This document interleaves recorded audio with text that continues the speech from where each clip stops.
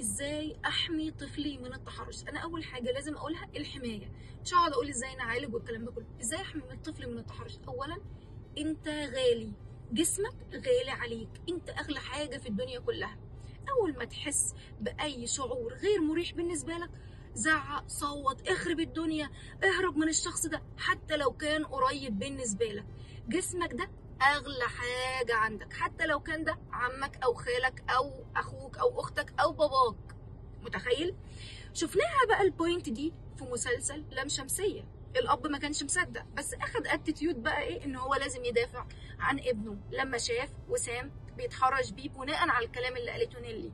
نيلي ما وصلتش الفكره بطريقه كويسه، لا، نيلي وصلتها بطريقه بحديه معاديه، في اجريسيف في المعامله، في توصيل المعلومه. ده دليل على ان العلاقه الزوجيه غير سليمه وغير صحيه، فبالتالي الطفل نشأ بالشكل ده. باقي مقومات الحمايه ان انا اقول له اول ما حد يلمسك زعق، ابعد، ما تشربش حاجه، ما تقعدش على رجل حد قريب منك، وما تتعاملش معاه بكل ثقه.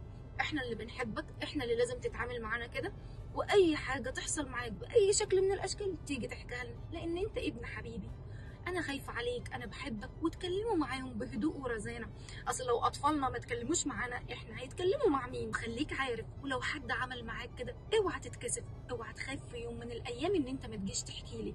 انا اول ما هتيجي تحكي لي هعمل ايه؟ هحضنك واقول لك اللي حصل ده مش غلط ولا عيب، واوعى تخبي عليا، ده عادي، ده مش سر، ده مش لام شمسيه، ده لام قمريه، النشيد اللي قاله يوسف اول حلقه في المسلسل.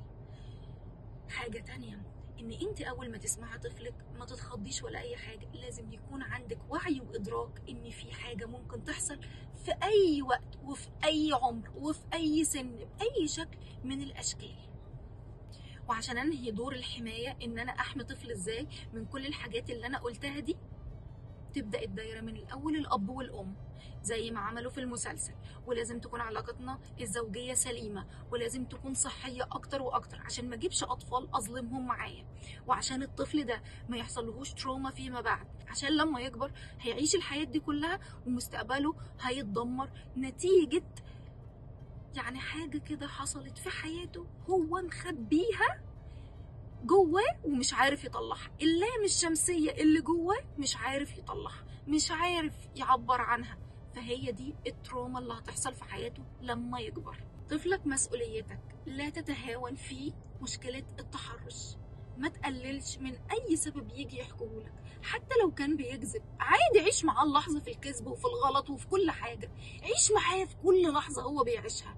قول له يا حبيبي انا معاك في الغلط قبل الصح، وهعرفك الصح من الغلط. ما تسيبهوش، اتفرجوا على المسلسل واعرفوا ازاي تتعاملوا مع اطفالكم، واعرفوا ازاي تتعاملوا مع بعضكم قبل ما تنجبوا اطفال. اتفرجوا على الفيديوهات اللي انا منزلاها لعلاقه صحيه زوجيه سليمه، وشاركوا الفيديو مع اصدقائكم، ولو حابين تشيروا اكتر عشان خاطر الموضوع الناس يكون في وعي وادراك من خلال الفيديو. شكرا.